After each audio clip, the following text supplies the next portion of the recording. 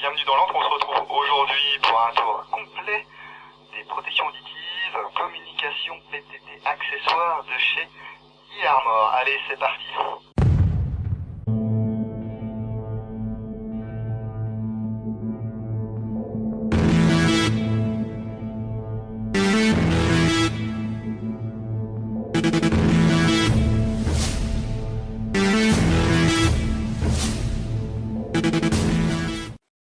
Nous y voilà, ça fait plusieurs semaines que j'ai reçu tout ce package là de chez OPS Store. D'ailleurs, je les remercie beaucoup pour leur confiance et puis pour leur patience, parce que je voulais pas faire une vidéo sur des trucs que j'avais pas testé, si j'étais pas allé au stand de tir, sur le terrain avec, si je les avais pas portés comme il faut, parce que bon bah si c'est juste sortir un truc de sa boîte et puis pas pouvoir vous en parler plus que ça, sachant que là il n'y a pas de review écrite, bon ben, je préfère avoir un petit peu plus de retour. eArmor, ça vient d'où? Ça vient de Opsman. Donc Opsman qui est un site chinois, parce que là on est sur des produits qui sont made in China. Par contre, ce ne sont pas des produits qui sont orientés spécifiquement airsoft. D'après eux, ce sont des produits qui sont pour les professionnels, pour la protection auditive, donc tout ce qui est chantier, tir, j'en passe et des meilleurs. C'est une compagnie qui a été créée en 2016. Et si vous allez sur leur site, je vous mettrai le lien dans la description de la vidéo, vous pourrez voir qu'ils font également des lampes, des choses comme ça. Donc là, on va se concentrer sur la gamme eArmor, avec différents casques, différents accessoires pour ces casques. Vous allez avoir plusieurs modèles de casques, chaque modèle est disponible en Dark Earth, en Foliage Green ou en Black. Je vais commencer par les généralités. Tous ces casques ont les mêmes fonctions de protection auditive et d'amplification des sons. On a un système électronique qui filtre tous les sons qui sont au-delà de 82 décibels. Et en même temps, vous allez avoir deux micros, un sur chaque oreille. Ces micros vont amplifier les sons environnants. Il y a 3 niveaux d'amplification possibles. Ça fonctionne avec 2 piles AAA. L'autonomie annoncée est de 350 heures et vous avez un auto shut-off, donc une extinction automatique après 4 heures. Donc ça c'est pas mal parce que si vous l'oubliez en rentrant de partie ou quoi que ce soit, ça va pas vous drainer les piles jusqu'à la semaine d'après. Je vais dégager un petit peu ça, on va se concentrer sur les différents types de casques dans un premier temps. Pour l'instant, il y a 4 modèles différents dans ces modèles eArmor. Vous avez le M31, le M31H, le M32 et le M32H. Alors les modèles M31, comme celui-ci, ici un M31H, ce sont des modèles qui n'ont pas le micro pour communiquer. C'est ce qu'ils appellent des casques IPSC EMFs. Donc EMFs, c'est des protections auditives en forme de casque. IPSC parce que vous n'allez pas forcément avoir besoin de communiquer, mais vous allez avoir besoin d'une protection active tout en entendant ce qu'on vous dit à côté. C'est un petit peu le même principe que ces peltors comme TAC ici, enfin Sport TAC. Voilà. Même chose. Donc ça c'est pour le M31 et le M31H. H c'est pour helmet. Vous allez pouvoir mettre ça sur un casque. Alors ici, vous voyez sur le visuel, c'est pas forcément évident, mais là vous avez l'autocollant qui a été rajouté. Alors, on va regarder ce qu'il y a dans la boîte.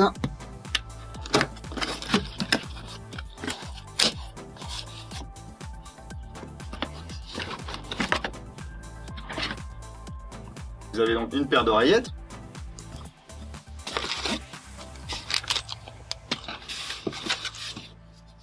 Des petits pads ici en mousse pour protéger ce qu'il y a dans la boîte. Ici une clé Allen avec différents adaptateurs. Un manuel d'utilisation. Voilà. On peut voir toutes les caractéristiques, comment se servir du casque, etc. Donc c'est en chinois et en anglais, il n'y a pas d'instruction en français. Bon, on peut notamment lire que tous ces casques ont un niveau de protection IPX5. En ce qui concerne la protection contre l'eau, vous n'allez pas pouvoir aller à la piscine avec ces casques, les copains, ou faire de l'apnée en rivière, mais ça va quand même résister à l'humidité.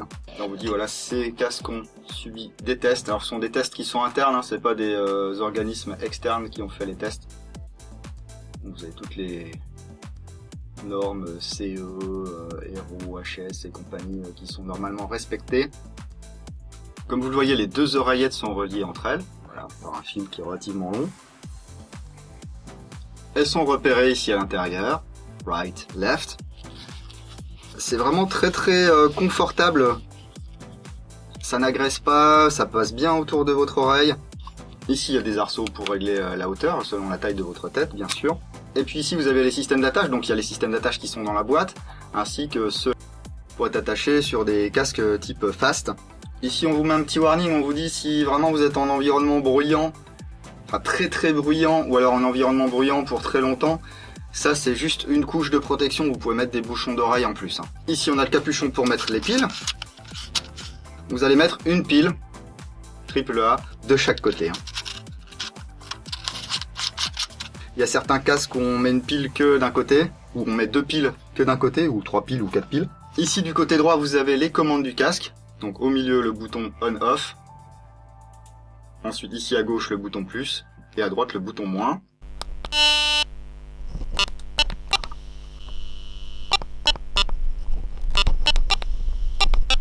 L'autocollant earmor, ici la polarité de la pile, bon ben voilà, hein. Ça ce sont des trucs qui s'en vont, donc si vous prenez la flotte, ça peut partir assez rapidement. Et ici, sur les côtés, vous avez les micros. On reparlera de ces micros un petit peu plus tard au niveau performance et tout. Voilà pour le M31H, donc vous voyez, vous n'avez pas possibilité ici de communiquer. Par contre ici, en bas de l'oreille gauche, vous avez un jack 3,5 mm. Donc vous avez possibilité de brancher un appareil, votre téléphone portable ou quoi, pour écouter de la musique ou que sais-je. Mais moi pour l'airsoft, ce qui m'intéresse, c'est d'avoir un casque muni d'un micro pour que je puisse communiquer avec mes camarades. Vous voyez ici, il y a bien les emplacements, mais par contre il n'y a pas de branchement ni rien du tout, donc c'est un petit peu dommage. Donc, ne vous trompez pas, modèle M31, M31H, il n'y a pas de micro, donc n'achetez pas ça si vous voulez faire de l'airsoft et communiquer avec vos camarades. Ce que vous allez vouloir, vous, c'est les modèles M32, donc M32 casque, earmuff, micro, et M32H casque, helmet, micro. Donc, comme celui-ci, donc ici en noir, que j'ai du coup installé sur mon casque. Vous voyez, j'ai fait passer le câble ici sur le dessus, que j'ai fait tenir avec des patchs. Après, à vous de voir l'installation que vous voulez faire sur votre casque. Je joue assez rarement avec un casque. Ici, c'était l'occasion pour tester justement ce système. Donc, vous voyez ici le système d'attache. Eh bien, c'est un rail. Alors, attention, moi, ce qui m'est arrivé, c'est que heureusement, il y avait des attaches ici de rechange. Mais première fois que j'ai utilisé le casque, j'ai appuyé un petit peu trop fort. Et du coup, j'ai cassé ici cette partie.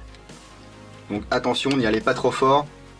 Vous avez 2 petits ergots ici, ça va très naturellement se placer sur les ergots de votre casque. On fait simplement glisser comme ceci. Et une fois que c'est en position, alors ça bouge un tout petit peu, mais ça sort pas du cran. Ensuite, en fonction de votre morphologie, à vous de voir quel cran sera le plus adapté. Même principe que les M31, sauf que là, vous allez avoir un micro. Donc monté sur une tige flexible. Le micro qui ici vient se brancher au niveau de l'oreille. Et ce qui est sympa, c'est vous voyez, de l'autre côté, il y a également une prise, ici. Vous allez pouvoir changer le micro de côté, assez simplement, on verra ça tout à l'heure. Et ici, vous avez la prise PTT, que vous allez brancher sur votre PTT. Alors attention, ça c'est pas compatible avec les PTT Z-Tac. Câblage différent. Par contre, c'est compatible avec tout ce qui est TCI, Nexus, et puis forcément les PTT earmor qu'on va voir dans quelques instants. Le principe est assez sympa parce que ça évite d'avoir une com, et puis ensuite de mettre le casque par au-dessus, et donc d'avoir, je ne sais pas, creuser la mousse, ou alors un casque qui sert vachement. Après, concernant la morphologie, moi ce qui se passe avec moi, c'est que j'ai une tête qui est assez petite, même si j'ai le melon. Et du coup, lorsque je mets mon casque, les oreillettes, effectivement, me transmettent le son, etc. Par contre, elles sont pas assez plaquées pour que j'ai une bonne protection auditive. C'est-à-dire que s'il y a un son très sourd à côté de moi, ça va filtrer un petit peu, mais pas comme sur les casques normaux. Donc si vous avez une tête de taille normale, on va dire, ou une grosse tête, vous devriez pas avoir ce genre de problème. Le port est confortable, elles se font relativement vite oublier. Il y en a des fois qui serrent la tête, c'est un truc de fou. Au bout de 20 minutes, on a envie de les enlever, de les jeter par terre.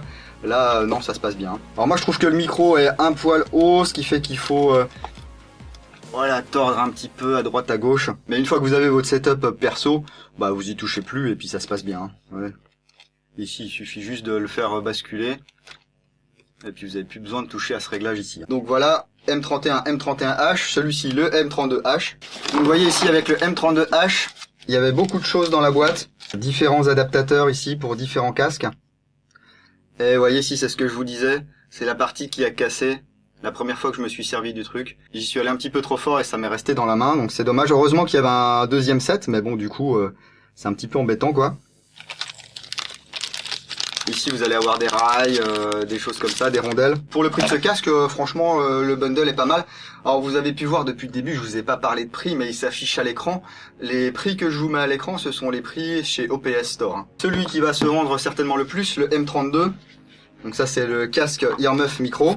En fait, c'est Coyote Tan, c'est pas Dark Earth. Je vous dis des bêtises depuis le début, je me disais, c'est un peu clair. Donc Coyote Tan, Foliage Green ou Tactical Black. Ouais, c'est un noir tactique en fait. Il peut sortir les adversaires à votre place. Donc là, c'est plié comme il faut dans la boîte. Vous avez une petite boîte. Ah d'accord, ils ont pas mis ici les petites pièces en caoutchouc pour retenir les capuchons des compartiments à piles. Et puis le mode d'emploi.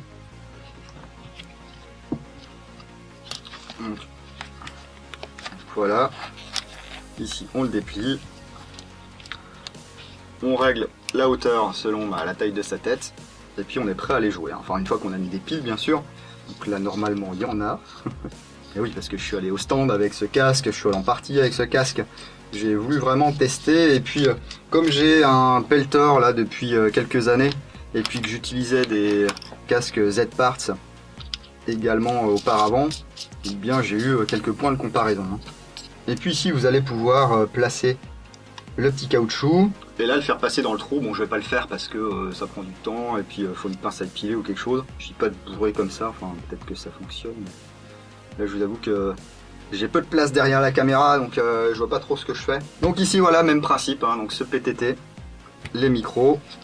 Et donc ici, une bande qui est quand même assez molle et assez confortable. En plus, ici, des coussinets d'oreilles. On a vraiment un casque qui est très agréable à porter. Et ici, vous voyez de chaque côté, eh bien, les emplacements pour monter le micro. Quand vous sortez le casque de sa boîte, le micro est monté dessus. Hein. Là, c'est moi qui voulais démonter. Le voici. Pour le monter ou le démonter, c'est relativement simple.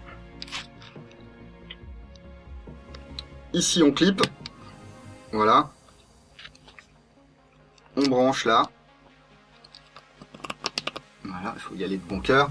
Ensuite, vous avez une pièce de verrouillage en métal qui va passer ici par au-dessus. Et si tout se passe bien, voilà, venir vous verrouiller votre micro. Ce qui fait que si vous passez dans des branches ou que sais-je et que vous tirez comme ceci, le micro ne va pas se désolidariser de votre casque. Hein. Un casque comme ça sert à rien si on n'a pas le PTT, donc Push to Talk, pour s'en servir. Alors, eArmor a bien sûr les Push to Talk qui vont avec ces casques. Alors, il y a les PTT M52, M51, enfin bref, c'est à peu près tous les mêmes, sauf que vous allez avoir à chaque fois une version spécifique pour chaque radio. Alors il y a Kenwood, Motorola, Midland, il y a version Military ou pas Military. À vous de vous renseigner en fonction de votre radio.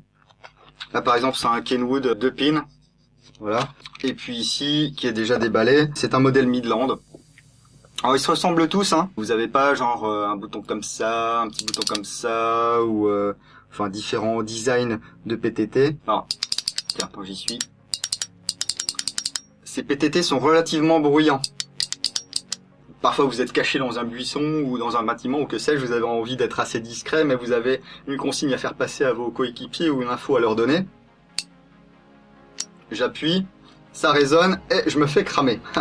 Attention, tous les PTT eArmor ne sont pas fournis avec ce petit PTT déporté. Donc vous voyez, il y a je sais pas 1,50 m de fil là, une petite pince et c'est un tout petit peu plus discret. Vous faites passer ça dans une manche, etc. Donc ça, ce sont les modèles M52. Et vous avez les modèles ici M51 que je vous montrais tout à l'heure. Vous voyez, il y a l'emplacement ici pour mettre le PTT additionnel, mais il n'est pas fourni dans l'emballage. Vous allez le fixer à votre tenue par l'intermédiaire de cette très grosse pince ici. Alors elle est balèze et ici vous avez une espèce de pince crocodile avec des pads en caoutchouc. On va venir brancher le casque. Voilà, ça bouge plus. Et jusque là, ça fonctionne. Hein. Alors au départ j'étais content parce que je m'étais dit ouais chouette, eArmor ils vont sortir leur PTT à eux, on va pouvoir les utiliser sur les modèles Z Tactical parce que les PTT Z Tactical, on peut le dire, hein, c'est un désastre. Hein. À part si on est vraiment verni, moi je sais que j'en ai passé 4 ou 5 déjà des PTT Z Tac, c'est la misère. D'autant plus que j'y connais rien en électricité, j'ai pas des fers à souder qui peuvent souder des fils de 0,01 mm, donc bah à chaque fois je rachète un PTT et puis bah ça coûte 20 balles. Donc là les PTT sont un petit peu plus chers mais ils ont l'air quand même vachement plus résistants. Hein. Alors il y a d'autres accessoires également, il y a des headset covers. Voilà, alors je crois qu'il y a 7 ou 8 camos disponibles. dont Multicam Black et ici Multicam. Donc vous voyez ici il y a un Multicam Black. Il y a du Atax, il y a Grey, il y a voilà, plusieurs couleurs. Je vous laisserai voir ça sur le site de OPS Store. Donc ces set covers M61, ils vont venir remplacer ici le bandeau en simili-cuir. Voilà. Et vous allez pouvoir mettre un camo à la place. Alors ils viennent le remplacer, ils ne viennent pas se poser par-dessus. Ce qui veut dire qu'ici vous allez devoir couper celui-là. Donc après il va à la poubelle, hein, pour installer les modèles ici en tissu. Le mode d'emploi, c'est pas compliqué, il est ici, sur les emballages des bandeaux M61. Enfin, je parle de simili-cuir, s'il faut, c'est vraiment du cuir. En tout cas, il y a l'aspect. Il y a légèrement l'odeur, alors ça sent pas la vachette, hein, mais ça sent un tout petit peu le cuir. Donc il est possible, ou probable que ce soit du vrai cuir. Donc à vous de voir, après si vous voulez personnaliser votre casque, vous savez que maintenant il y a des masques de protection avec bandeau camouflé, pourquoi pas sur un casque, hein. Maintenant que vous connaissez toute la gamme, les prix, etc., je vais vous parler de mon ressenti avec ce matériel. J'ai testé quelques parties avec ce casque, j'ai testé quelques parties avec ce casque et je suis allé au stand de tir avec ce casque. Mon avis est un petit peu mitigé. Alors ce que j'aime bien déjà, c'est que les prix sont pas totalement déconnants en ce qui concerne les casques. Pour les PTT, je sais pas trop. Effectivement, si ça dure 10 fois plus longtemps qu'un Z-Tac à 19 €, ça me dérange pas de payer 39,90 € pour un PTT si vous voulez. Par contre, s'il s'avère qu'au bout de 5 parties, le truc crame, là je serais un petit peu tristesse, hein. La qualité du rendu audio lorsque vous recevez une communication est claire. Seulement, comme je vous disais, avec ce modèle ici, Helmet, comme ça me plaquait pas super bien sur les oreilles, comme j'ai la tête étroite, j'ai l'esprit étroit, du coup tout ce qui était amplification du son et puis protection pour les bruits sourds, c'était pas optimal. C'est pour ça que j'ai attendu de recevoir ce modèle qui était out of stock au début chez OPS Store pour faire des tests supplémentaires et puis pour donner mon avis final. Je voulais pas vous donner un avis sur quelque chose qui me satisfaisait pas entièrement alors que j'attendais un autre modèle, hein. Avec ce modèle par contre ça s'adapte très très bien à ma morphologie et je peux bien avoir les oreillettes qui sont plaquées contre mes oreilles et donc d'une part les communications sont claires, d'autre part le bruit est bien filtré. J'ai tiré en indoor au 45 avec ce casque et j'ai eu l'impression d'avoir la même protection auditive qu'avec mon Peltor, hein. Par contre ce qui change, et ce qui change de manière drastique, c'est l'amplification des sons.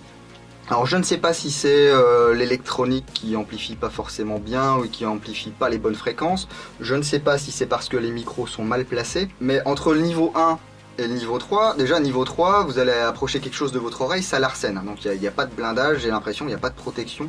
C'est un petit peu embêtant parce que les larcènes dans les oreilles, ça pique.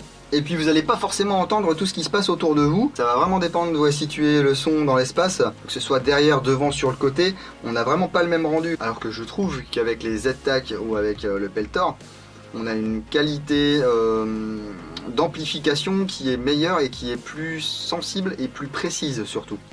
Là, on va avoir des sons qui sont super amplifiés et d'autres qu'on va quasiment pas entendre. Voilà, moi c'est mon petit point négatif sur ces casques eArmor, c'est vraiment l'amplification. Alors soit changer les micros, soit changer leur implantation, ou alors changer la manière dont le son est amplifié. Alors ça plaira peut-être à beaucoup de joueurs, hein. Si vous êtes utilisateur de casques eArmor, n'hésitez pas à me laisser un petit commentaire là en dessous, hein. Surtout si vous avez essayé d'autres marques auparavant ou alors après. Mais voilà, je suis franchement très content qu'il y ait une nouvelle marque sur le marché. Surtout que franchement au niveau qualitatif ça a l'air assez sympa. Ça a l'air... alors je dirais pas que c'est un truc hyper solide, military grade et compagnie quoi. Mais pour faire de l'airsoft je pense que ça suffira largement. Les PTT ont également l'air assez solides. Donc ça c'est pareil, on verra sur le moyen et le long terme. Je vous tiendrai au courant, hein, sur la page Facebook. Donc le prix est relativement sympathique. Ils vont se rattraper justement sur le prix des PTT.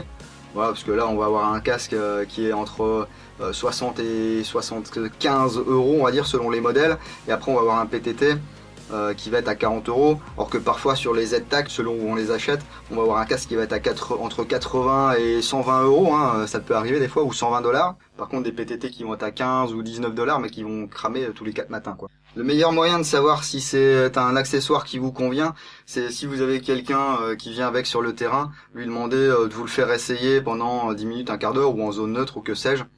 Vous allez courir un petit peu dans la forêt, vous demandez à vos potes de vous hurler dans les oreilles, et puis vous voyez un petit peu si ça correspond bien à ce que vous recherchez. En vidéo, malheureusement, je peux pas vous montrer comment rend l'amplification ou des choses comme ça. Donc vous avez pu voir dans l'intro le rendu du son lorsque je parle dans le micro. Mais au-delà de ça, je suis pas équipé pour vous faire des tests de coupure de casque, etc. Alors, il y a des utilisateurs du casque qui m'ont rapporté que leur casque se coupait lorsqu'il y avait un bruit fort et se rallumait jamais. Alors moi, ça m'est pas arrivé, hein. Même au stand de tir, j'avais même pas spécialement l'impression qu'il y avait une coupure. Enfin, c'était assez soft comme transition.